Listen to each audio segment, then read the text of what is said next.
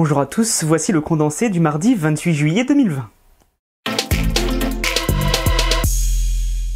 Le coronavirus est toujours actif en France, les médecins continuent de le répéter chaque jour, surtout pour faire respecter les gestes barrières. Certaines villes ont même décidé de mettre une obligation des masques dans les rues. Concernant l'impact économique de la pandémie, d'après l'Organisation mondiale du tourisme, la perte est estimée à 320 milliards de dollars dans le monde de janvier à mai pour le secteur touristique. Et puis enfin, l'UNICEF alerte sur la malnutrition dans le monde. D'après eux, 7 millions d'enfants supplémentaires risquent d'en souffrir. L'astronaute français Thomas Pesquet retournera dans l'espace avec la société privée SpaceX. L'annonce a été faite aujourd'hui. Il partira une seconde fois vers la Station spatiale internationale début 2021.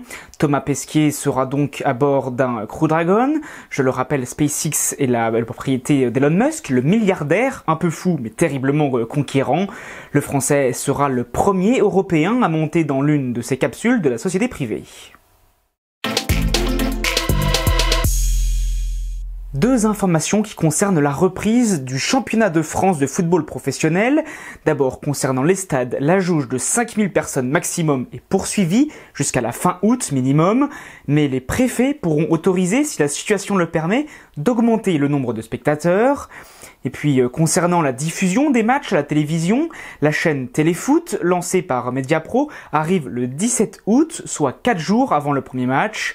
Avec aussi la codiffusion de la Ligue des Champions, le prix devrait être de 30 € par mois et de 25 € avec un engagement d'1 an.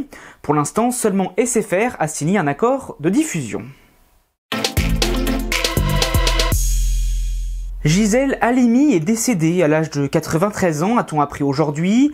Elle était avocate, mais aussi militante pour les droits des femmes, avec comme fait marquant dans sa vie la défense du droit à l'avortement. Gisèle Halimi était également devenue députée. D'ailleurs, lors de la séance de questions au gouvernement aujourd'hui, les députés lui ont rendu hommage. C'est la fin du condensé pour aujourd'hui. N'hésitez pas à réagir, à commenter et à partager sur les réseaux sociaux. On se retrouve maintenant demain pour un nouveau condensé de l'actualité.